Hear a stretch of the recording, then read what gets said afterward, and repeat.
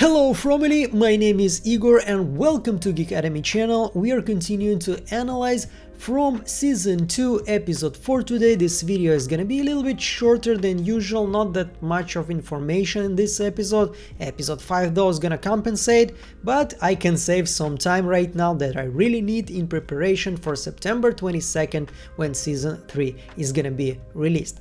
Before we begin, I want to thank everyone who supports me on Patreon. If you're enjoying my videos, those are the people that you need to thank for it. They give me motivation, they give me hope for this endeavor, and I really appreciate your support. So let's dive in. So we begin with the long shot of the clinic. We can see a lot of chairs, tables and so on, books, but another wheelchair, and it kind of made me think once again about the caves where we saw some old wheelchair, and there is some kind of a duality right now between the monsters world and what we are seeing in Fromwell. We're seeing nurses, we're seeing lunch ladies, we're seeing wheelchairs both there and here. Once again, maybe just a coincidence, but I noticed those kind of things and I want to share them with you. We kind of made our own conclusions here, but you know, like Sarah's here is just basically confirming that the little boy, this is not one of the voices that she used to hear. This is not the voice that told her to kill Ethan and, you know, Kenny's father and everybody else. It's different, and she's saying that he's trapped here just like us. So if this is true, it means that my theory that the boy in white is kind of a guardian. He's the one who's keeping the evil inside his forest and not letting it, you know, spread out to our world. It kind of goes out of the window because he's trapped here too and he wants probably to escape. And he's obviously not a living creature like you and I. He can disappear, he can go from place to place. Some people can see him, some people can't. He's obviously have some powers. He's either a spirit or an avatar for something not even human. So yeah, she said that he wants to help, but he's not sure how. Okay, this is a little bit sounds like bullshit because we have seen that he knows a lot of things. Yeah, he knows that Tabitha would dig the hole and the house would crash and she would fall into the caves that exactly right under the Matthews's house. He knew exactly to send Victor there in order to help. He knows a lot of things, so he knows about a cycle. He has this 4K TV that we always talk about. Probably he has way more information than we do, so yeah, if he wanted to help more, he probably could have, and not throwing Tabitha from Lighthouse to maybe die. And we seen that Victor is drawing what he saw in the caves. There is this bike, children's bicycle that we have seen also, and he's drawing a monster, you know, with the teeth. This is something that he just seen, just small detail. Try to find something interesting here. I cannot see it, maybe you can, so write me in the comments. And another interesting thing here is that you remember in the last analysis we saw like a house on wheels, a toy that looked very similar to the house of wheels of Matthew's family. Now we can see what looks like a small ambulance, like a toy ambulance, and we know there's like Troy here in this town, and also there's of course another ambulance that we're gonna see in season 3. Once again, maybe just an Easter egg, maybe there is something else with Victor's toys. We are moving forward and we can see once again Krillman's cola. What are you gonna do? It's gonna be everywhere. And we have the story of Bakta. And this is just another brick in the wall that we're building of the same theme of hope. A lot of people that came to this place we're like hopeful about starting a new life. We have Jade selling his own company, doing an exit, becoming probably a very rich person, achieving something he worked all his life for. We have Matthew's family, you know, like getting a divorce, having their last hurrah before they are divorcing, starting once again a new life, hoping that maybe this divorce will help him to deal somehow with the loss of their child. We have Boyd with his family. This is their, you know, like traveling before the pension. He just retired from the army and he's looking for a new life, having a boat, you know, like being a grandpa or whatever. So there's a lot of these themes. And we also discovered that Bakta, this was last month, and she finally paid off her tuition. She worked as a bus driver just to pay for her student debt. And everything was paid in full, and she just decided maybe I should have another week or so, just some extra money to put aside. And she didn't quit, but she was also hoping that this is the last time she does something before she starts completely new life. She's not gonna be a bus driver anymore. She's gonna work as per her degree, whatever it is. Maybe we're gonna discover, maybe not, but yeah. And Jade here is basically trying to console her, just like Jade knows. I love Jade. Once again, he's like, stop whining. I also don't like people that whine. I mean, we all have those moments when we need a shoulder to cry on. Of course, obviously, everybody's human. But you know, there are people that whining is their whole personality. I don't like that. Please stay away from me. So Jade, yeah, is not patient, but he understands that Bakta goes through something that he went through. So they are kind of bond, you know, like to get in what we deserve. I thought it was an amazing moment. And we have here Jim, and he's giving us some new theory. Okay, this is not something that's probably gonna be true. I don't see it's happening, but once again, if it's been said in the TV show, this is something worth checking.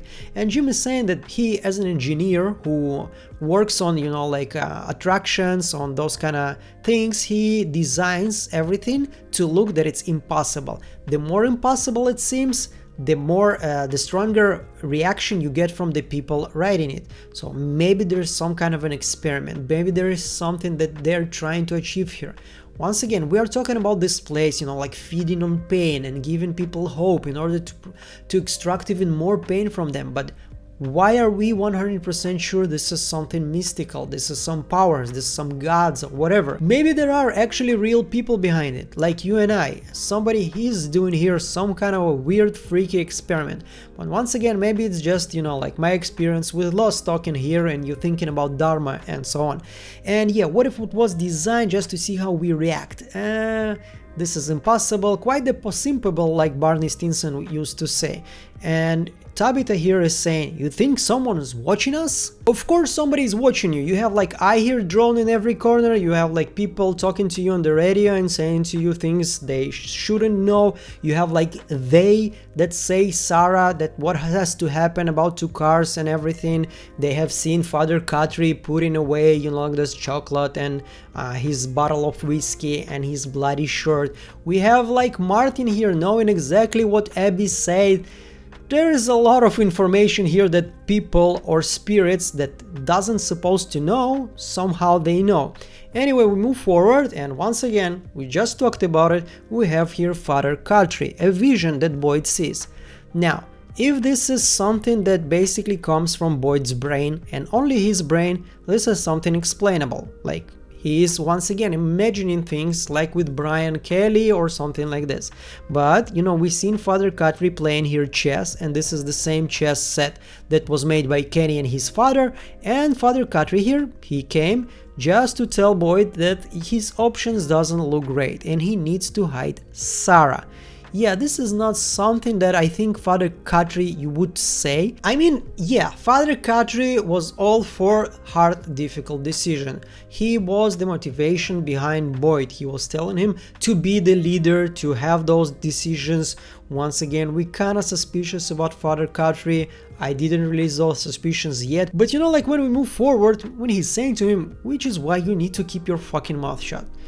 Yeah, I know Father Khatri is not a conventional priest, we already noticed it, but still, swearing and cursing like that from a holy man, from a man of the book, from the man of the Bible, it is weird, it feels unnatural. So once again, if this is something that just manifested from Boyd's brain, it's explainable. If this is really a vision, if this is a spirit, I doubt that it's Father Khatri. I think this is some kind of force of this place that basically took Father Khatri's image here. Because once again, it's kind of weird to see a priest cursing like this. I don't know.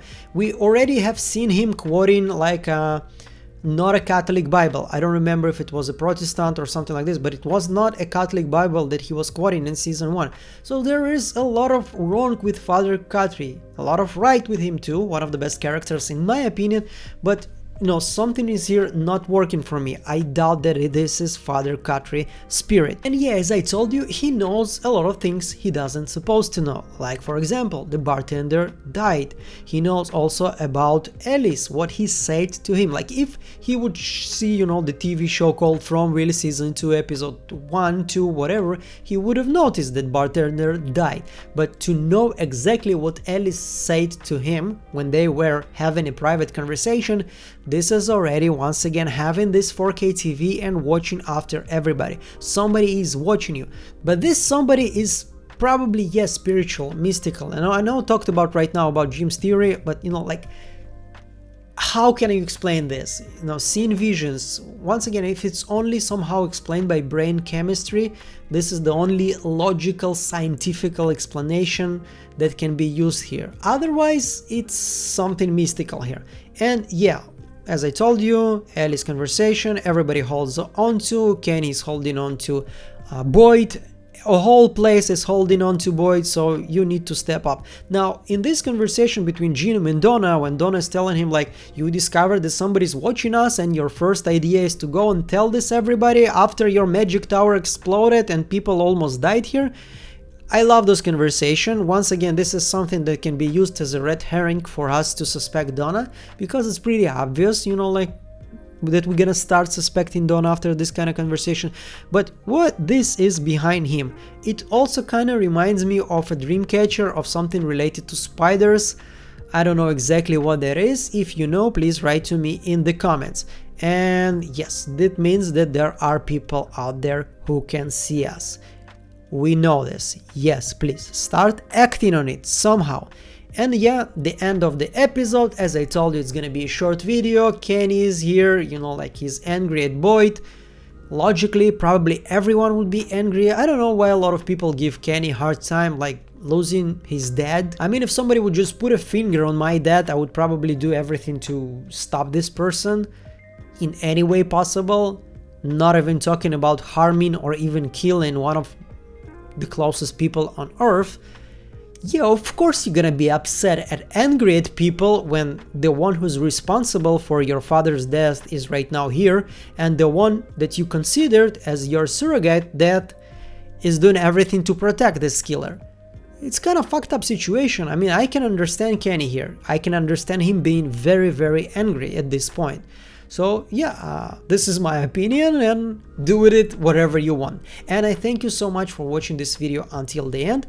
And I wanted to change it a little bit. Usually I start with your comments, and somebody noted for me that basically I maybe need to change it a little bit for YouTube algorithms and start right away with the episode analysis. I still want to talk about Patreons in the beginning of the video because they are very important to me, but the comments, this is something I think is more logical to leave until the end of the episode. And we have here 3. One of them is from Lisa Simpson. Maybe the Ankui. Children are sacrifices from previous people who went through the town. They were sacrificed so the people could go back home or something. And now they, voices Sarah here, want another sacrifice. Is Ethan. That's why they told Sarah to kill him. Remember how the voices told Sarah they were just trying to help? It would be one life to save many. I'm almost 100% sure that the Ankui children are sacrifices. We've seen it in the end of season 2. We've seen those, you know, like injuries on their forehead. I don't know if this is exactly the same, but I love the way your brain works. I love this theory. So another one is so eager, I want to throw this idea, just thought of it, and then I will patiently and excitedly await your thoughts on my idea. So I'm curious if all the townspeople were to form an angry mob to kill the beast and go siphon as much gasoline from the cars in the car graveyard as they can and swarm the cave in the daylight and have a giant ass monster bonfire. Do you think that would work? And if so, what the fuck they are waiting for, right? So yeah, what are your thoughts on this, Igor? Anybody else who wants to share the thoughts, please go do, cause it makes me mad they haven't done this yet. I think it's logical to think like that, and the next episode is probably gonna have some more answers to this theory, because this place is run by fear. One of the things that stops everyone here is fear, and the next episode, episode 5, is actually gonna like go through this theme of fear and how you need to like face it in order to take its power away. So yeah, I know it sounds logical, but we can see that everybody here is driven by fear, except of maybe a couple of characters. This is why I think they still haven't tried something like this, because they don't know what to expect from this place. And also we have seen that when they put the magic tower, you know, like the radio tower on the roof of the colonial house, something bad happened. Like there was a storm, they made this place angry. I think if they're gonna try to burn the monsters, something else will happen. This place is gonna get angry again and it's gonna stop them, and it's not gonna stop them in a nice way. And the last comment, Jason Caldwell here, the children have a forehead scar that's very close to where the monsters rammed the metal rod through Kelly's head.